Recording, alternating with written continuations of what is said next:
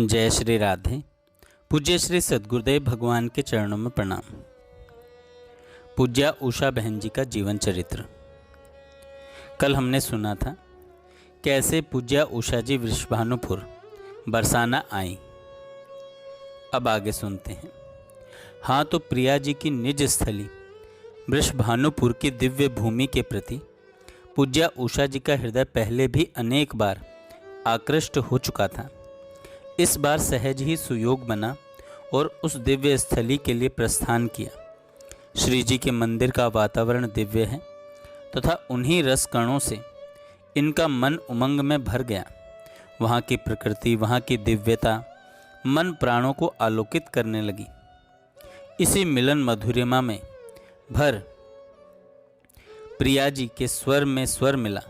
अपनी भावनाओं का समावेश कर उन्हीं भावों में ओतप्रोत हो गई। मत्त गयंदनी जिस प्रकार अपने मत्त गजराज से मिलने हेतु किसी वन में मत्त गति से आ रही हो, उसी प्रकार जो अपने रस लोलुप रस प्रदायी प्रियतम से मिलने के लिए श्री तरणी तनुजा तट पर पधारी हैं। प्रियतम अवश्य ही कहीं आसपास छिपे होंगे, क्योंकि राधा जी से पूर्व ही यह प्रेम परिपूर्णतम पारखी ब्रजेंद्र कुमार वन प्रांत में आ जाया करते हैं। प्रिया जी उनकी प्रतीक्षा करें, यह वे सहन नहीं कर सकते, पर कौतुकवश प्रिया जी की उमंग तरंगों को अधिकाधिक उद्दीपित करने हेतु कभी कभी छिप अवश्य जाया करते हैं। प्रिया जी भी उनके इस कौतुक से भली भांति परिचित है। कभी मान मनोहार की लीला ही करती हो तो और बात है, अन्यथा वह भी अपनी सरस सूझ से किसी नवल ढंग से बिना रूठे ही प्रसन्न मन से प्रियतम को खींच लिया करती हैं। हाँ, तो वे यमुना पुलिन पर जा विराजी। चारों ओर दृष्टि घुमाकर अवश्य ही देखा होगा। प्रियतम नहीं दिखे होंगे, बस उन्होंने भी उपाय सोच लिया छिपे चोर को पकड़ने का। वीणा का स्मरण करते ही मधुमती नाम की उनकी वीणा उसी क्षण प्रकट हो गई। अब क्या था, लगी श्री राधिका अपना राग उड़ेलने। मादक स्वर लहरी त्वरित गति से प्रवाहित हुई और सीधी प्रियतम की उर स्थली में प्रविष्ट हुई। नंद नंदन ने यह संकेत स्वर सुना और लो, प्रियतमा को उनकी राग भरी पुकार का अपनी वेणु ध्वनि से उत्तर दिया। उन्हीं की वीणा के पंचम स्वर में अपनी वेणु का पंचम स्वर मिला। प्रियतम ने भी राग रंजित तान छेड़ दी। आहा, वीणा वेणु के नाद अमृत का वह संगम! कब दोनों के उस राग ने विराम पा स्वर डोरी से युगल रसिक को बांध एक दूसरे को सुराग पूर्ण सानिध्य प्रदान कर दिया, कौन जाने। इन्हीं सरस भावनाओं में भरी पूज्या उषा जी बरसाने की रसीली स्थलियों में विचरण करती मग्न रहने लगी। और कब इस रसीली स्थली ने अपने सुरस चेष्टाओं से उच्छलित रस विहार विलास की तरंगों से स्नात कर इन्हें अपनी सुशीतल क्रोध में श्रम और श्रम निवारण के उपक्रमों से कैसे कैसे उलझा लिया, यह केवल आस्वादन ही का विषय है। बरसाने की रसीली स्थली प्रिया प्रियतम की निकुंज अंतर्गत एकांतिक लीलाओं की सृष्टा भुक्ता तो है ही, साथ साथ अपनी अकारण कृपा द्वारा आश्रित जनों को अपनी चिन्मयता का दर्शन कराने वाली इन सरस कौतुकी के सरस पीताम्बर ने उसमें उठने वाली रसीली तरंगों ने आप्लावित कर दिया। उन्हीं रस लहरियों की स्पृहा में अकुलाई सी पूज्या उषा जी मग्न हो खिल उठी। पीताम्बरधारी नटखट बड़े कौतुकी हैं, परम कौतुकी कृपा निकेता से भी बढ़कर यह प्रणय निकेता है। कौतुक इनका स्वभाव है और हास विनोद इनकी प्रकृति। सखाओं में भी यह कौतुक रत रहते हैं, भांति भांति के खेल खेलते हैं, विनोद करते हैं। और सखियों में, सखी मंडल में तो इनके कौतुकों की सीमा ही नहीं रहती।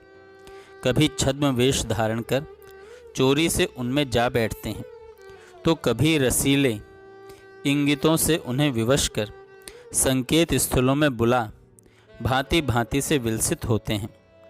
एक बार किसी कुमारी को छल करके ले गए थे, उसकी दादी का रूप बनाकर। माधुरी सखी का रूप धर श्री राधा की प्रेम परीक्षा लेने गए थे। कौतुकी भर हों, इतना ही नहीं, तरला तरंगों, न जाने कैसी तरल तरंगें उठती रहती हैं इनमें।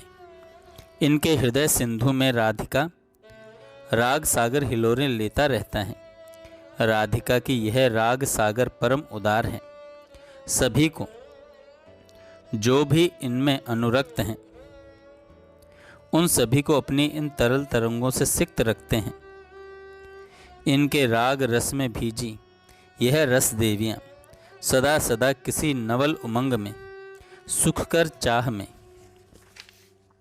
उन्मादक तरंगों में डूबी इन प्रणय सिंधु के विशाल उरस्थल में विश्राम पाती हैं। यहाँ अन्य आश्रित भाव है। यह प्रियाएं कभी तरल तरंगों से अपने प्रणय के देवता को अभिषिक्त करती हैं और कभी स्वयं उनकी अपांग चितवन से, मधुरे हास से, राग रंजित इंगितों की तरल तरंगों से खिंच लहलहा उठती हैं। मधुर मादक खलबली से ये स्वयं गुदगुदाए रहते हैं। उन्हीं तरंग भंगियों से यह अपनी प्रियाओं को झकझोर विवश परवश कर देते हैं। यह वह मनहर मधुकर है जिन्होंने राधा मुखाम्बुज पान का व्रत ले रखा है। अपने नैन भ्रमरों से यह उनके सौंदर्य पराग का पान करते हैं। सामीप्य के क्षणों में किसी मकरंद का पान कर उन्मत्त हो जाते हैं। आहा आहा, कैसा है यह उन्माद, रसोन्माद। इसी रसोन्माद ने बोरा रखा है संपूर्ण ब्रज को। ब्रज में उन्हीं की अपनी प्रेयसी वृंद को, उन्हीं का अनुगमन करती प्रिया प्रियतम की केली क्रीड़ाओं का आस्वादन करती परम भागवत पूजनिया उषा जी वृंदावन की माधुरी में निमज्जित और मग्न रहती।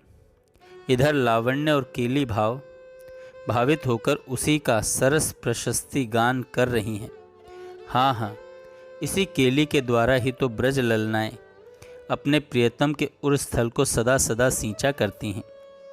उनका लावण्य, उनका माधुर्य, उनका चांचल्य, उनका हास विलास जो भी है, वह सब इन्हीं सरसीले रस मर्मज्ञ प्रियतम के उर को सरसाने हर्षाने के लिए ही तो है। अपने लावण्य के द्वारा वे इनके हृदय में भाव तरंगे उठा दिया करती हैं। मुग्ध नंद नंदन किसी नवल कौतुक में प्रवृत्त होने को विवश हो जाते हैं। बिना इन आभीर सुंदरियों के सहयोग के कोई भी कौतुक पूर्ण नहीं होता। बस यह केली महोत्सव का विविध विधि से उद्घाटन करती हैं और कराती हैं। प्रियतम श्याम सुंदर का हृदय किसी मधुर मदिर रस से और पूरित होने लगता है। एक तो पहले ही माधुर्य अम्बुधि हैं यह सांवर सुकुमार, और जब यह सुकुमारी ललनाएं अपने लावण्य और केली विलास से इनमें और उत्तुंग तरंगे उठाने लगती हैं। अपने प्रणय बयार से लहरी को उत्ताल हिलोरें लेने को विवश कर देती हैं, तो नंद नंदन का रस भरा मृदुल हृदय पता नहीं कैसी कैसी उन्मादकारी भावनाओं से आलोड़ित हो उठता है। श्री श्री गोपी जनों की प्यार दुलार, राग अनुराग की शत शत धाराएं अपनी लाड प्यार भरी सुशीतलता से इनके उर को और मदमयता से परिपूरित कर देती हैं। और बस पुनः वही रस रंगोत्सव आरंभ हो जाता है। उसमें नूतन मंगल विहार विविधता से विलसित होने लगता है। कोटि कोटि कंदर्प वहाँ विस्मित चकित रह जाते हैं, पराजित हो जाते हैं। लावण्य और केली भाविता नूतन मंगल विहार विलास में ओतप्रोत इन्हीं भावों में पल्लवित और पुष्पित किसी रस विहार में मग्न मत पूज्य उषा जी के सौभाग्य की गाथा यह जड़ लेखनी कहाँ तक व्यक्त कर सकती है। प्रणय के यह आवृत ऐसे ही हैं। एक आवृत की थाह का अभी ले भी नहीं पाते कि दूसरे ही किसी आवृत में उलझ जाते हैं। यह उलझन ही जीवन है। इसी की कामना में, इसी की पुष्टि में गर्विता पूज्या उषा जी वृंदावन में विचरण करती, रसास्वादन में मग्न हुई, इन्हीं सरस चक्रों में रम जाती। जय श्री राधे।